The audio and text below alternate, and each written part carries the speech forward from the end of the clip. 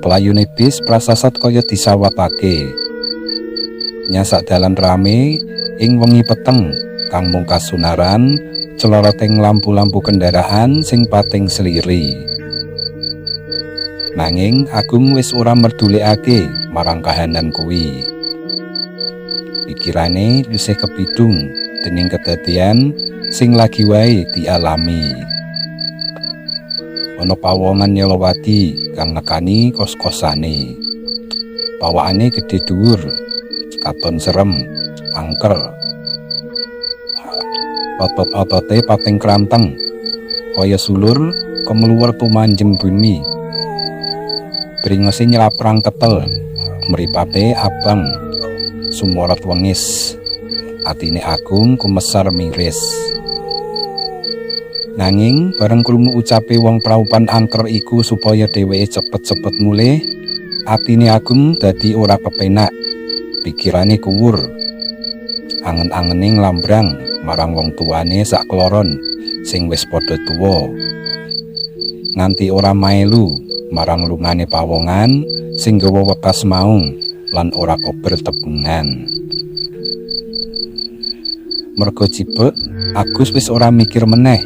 Bis opo sing diunggahi ing terminal mau. Kudahe cepet entuk bis lan enggal tekan omah. Badhe tindak pundi ta, Mas? Ditakon kuwi sakala mbuyarake lamunane Agung. Dheweke banjur noleh marang wanita ing sisihe kang saka wiwit terminal mau wis lungguh jejer. Kula badhe dateng Madiun. Lah Mase mandhap pundi? Agung ora enggal mangsuli. Atine krasa ora kepenak. Ambune kembang dumadakan dulat irung.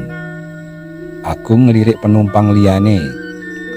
Nanging kabeh mung katon remeng-remeng, tur ora ana sing caturan. Dumadakan atine Agung ngeratap bareng bise nyalip kendaraan ing ngarepe. Saka ngarep uga kapinujon ana bis kang ngebut. Sakala entek atine Agung. Mesthekake bakal tabrakan. Nanging nyatane ora. Malah kaya ora ana kedadian apa-apa. Bis sing ditumpahi tetep bablas, nrabas petenge wengi kang kabelah soroting lampu. Mas, wiwit mau kok mung mendel wae. Ana apa to? Muni mangkono, wanita ing sisihe kuwi karo nyablek Agung. Sakala Agung jenggirap, kaget, lamunane ambyar. Mikir apa to, Mas? Guneme wanita kuwi malih ngoko, nyemanak. Nyoba ngruntuhake atine Agung sing lagi kepulet ing rasa maneka warna. Alah Mas, ora usah mikir sing werna-werna. Tembunge wanita kuwi meneh karo nyawang Agung tajem. Senajan swasana jero bis kuno mung remeng-remeng, Agung isih bisa nyawang cetha yen wanita ing sisihe kuwi rupane ayu, senajan rada pucat. Luwe-luwe bareng wanita kuwi mbuang esem jiwet nunjem ing ati lanange. Sakala atine Agus kumesar roncalan. Oh iya Mas, burung kenalan ya. Jenengku Saratri. Masih sapa? Wanita kuwi karo mepet Agung. Malah bangkeane Agung dirangkul, dilendeti. Agung ora bisa suwala.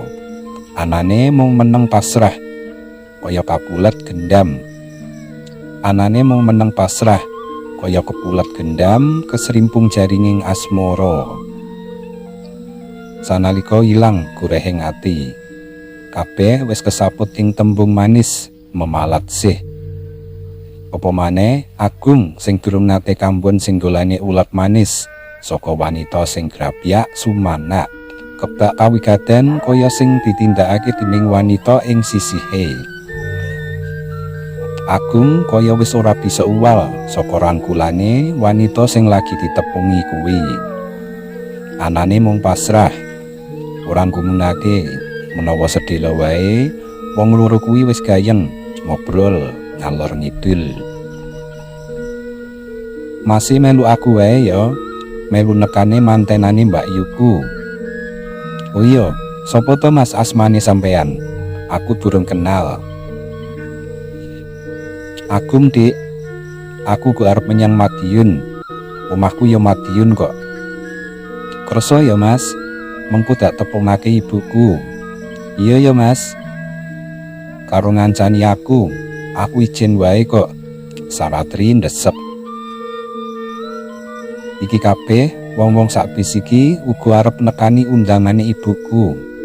Dadi aku kaget. Bener Mas, wong-wong sing ana jero bis iki kabeh undangane ibu. Dene mengko yen wis bubar resepsi temantenane Mbak Yuku, ganti aku sing mengko ngeterake kuntur si Mase. Ngendi to alamate Mase kuwi? Yen kabeh penumpang iki rombongan sing diundang ibumu, kene kok padha meneng wae. Nalika aku numpak, aku rak dudu undangan. Jalaran sampeyan rungguh jejer karo aku. Mbok menawa dianggep kancaku. Dadi ora ana sing ngaru biru. Kabeh iki apa jare aku? Mula masih tak peksa ngancani aku ing resepsine Mbak Yuku. Dadi manten ing dina iki. Wah, jane aku ya pekewuh, Dik. Wis to Mas, ora usah menggalih sing ora-ora. Ora usah kuwatir. Mengko tak matur ibu yen jenengan pacarku. Wong ngapun-apun wae, ora apa-apa to Mas. Ben penggalihe ibu mengko remen. Sing cetha aku kepingin masih ndampingi aku. Titik. Atine Agum tido-tido. Nalika dheweke salaman karo Sarastri mau. Krasa yen epek-epeke anyep gedebok. Semono uga nalika dheweke dilendoti dening Saratri. Uga krasa kaya ora ana geter ilining getih sing dayani grengsenge sarira. Sajroning Agum isih gumeleng ing angen-angene dhewe nganti ora krasa menawa bis sing ditumpaki mau wis mandheg ing ngarep omah kang karingga janur kuning. Penjor-penjor sarta pasren-pasren liyane kinarya ngregengake swasana wong duwe gawe mantu. Mas niki wis tekan. Ayo mudhun. Agum jenggirat kaget dijawi Saratri nanging ora suwala. Mung manut lan banjir melu mudhun. Ing pasamuan resepsi temanten kono pancen wis rame dening wong-wong sing padha rewang serta tekane para tamu undangan. Dayuhe banyu mili ketambahan maneh tekane rombongan undangan kang bareng karo Saratri. Sing digumuni Agum antarane tamu lan sing rewang ora caturan babar pisan. Sepi nyenyet lan tintrim. Suara klesik-klesik utawa persep-persep wae babar pisan ora keprunge. Agum mulai anggraita sing ora kepenak. Temenan, ora suwe Saratri mencumul saka kamar temanten karo nggandeng ibune sing nepungake diri kanthi aran Ruli Andari. Agum sakala kaget weruh kahanane Bu Ruli Andari. Jalaran dheweke banjir capet-capet kelingan prastawa kala semono. Widakara ing taun 1985, Bu Ruli Andari diprajaya dening pembunuh bayaran lan uga diprawasa baran. Anake Bu Ruli Andari isih SD. Wadone loro, sing nomor 3 lanang. Sawise rampung anggone mrawasa Bu Ruli Andari, ndata ora let suwe, anake 3 pisan kuwi dipateni kanthi wengis. Kelingan kedadian iku saknalika atine Agum terenyuh banget. Nganti ora krasa, Agum wis ngruntuhake eluh. Nalika semono, Agum isih SMP. Yen ngono, sing ana ngarepe iku Bu Ruli Andari sing wis nyeluman. Kelingan kuwi ndata wulune Agum sakpala jegrik, kitoke mengkirit. Durung ilang rasa merintinge dening Bu Ruli Andari, Agung ditepungake karo temanten lanang. Agung saya kaget bareng weruh temantene lanang. Pantoyo, suarane mung kandhet tekan tenggorokan. Pantoyo sing lagi 3 wulan kepungkur wis tinggal donya amarga tabrakan sepeda motor padha sepeda motor. Mengkono batine Agung. Tuwuh pikiran sing werna-werna, dheweke terus istighfar. Rumangsa luput dene anggone nganti bisa peplantrang katut nekani Bu Ruli Andari mantu kuwi amarga keseret esem wujiwat. Apilut rupa ayu lan lelewane Saritri sing merah ati. Agung uga rumangsa yen isih ana alam kajiman, uga ngerti yen jebule Saratri kuwi ya demit. Mengko ge aku uga dadi tumbal kanggo bojone Saratri sing ya demit kuwi. Batine Agung terus gemuleng, pikirane mulak-malik. Mas, kena apa to? Kok mung mendel wae? Agung kaget, banjur noleh krungu tembunge Saratri. Monggo to Mas, didahar jajane kuwi. Agung mung meneng, ora enggal mangsuli.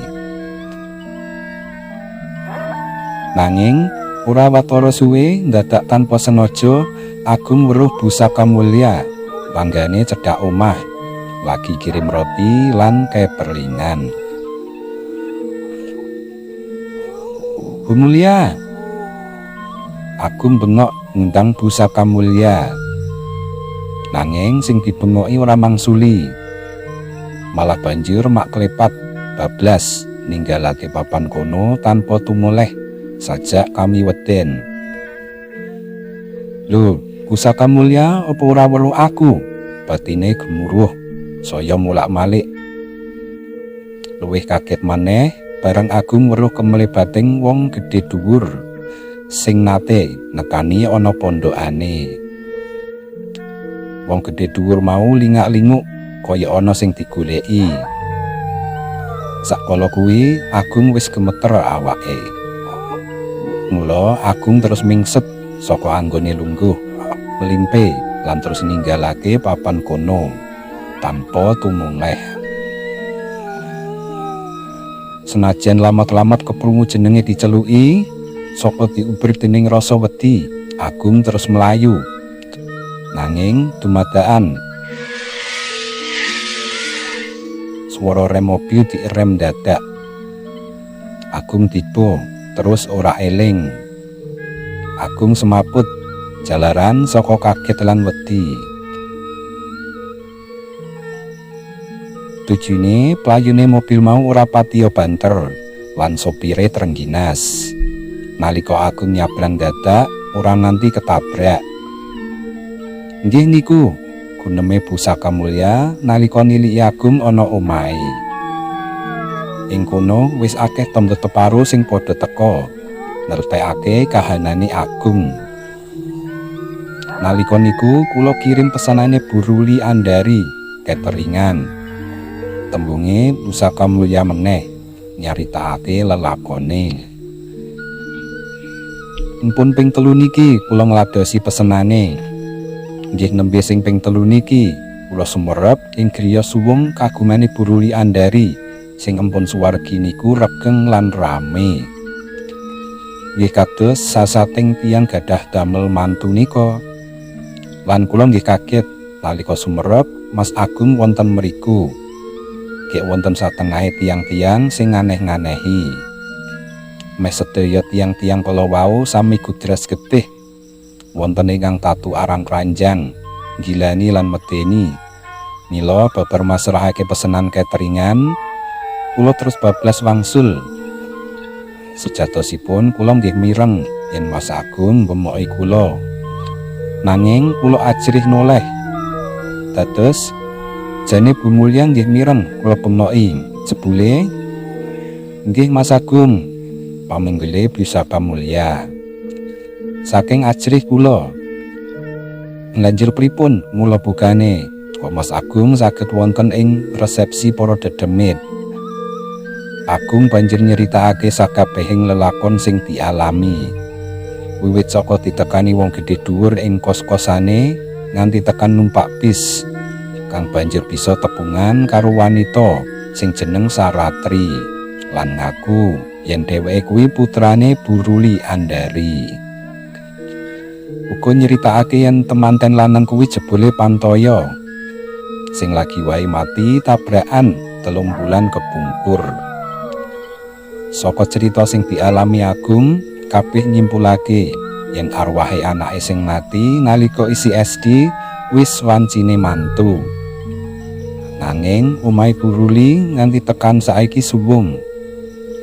Ora ana kang padha wani ngenggoni, diumbar suwung, diumbar rungkut, saya nambahi angkere, omah angker ing Perum Dumai.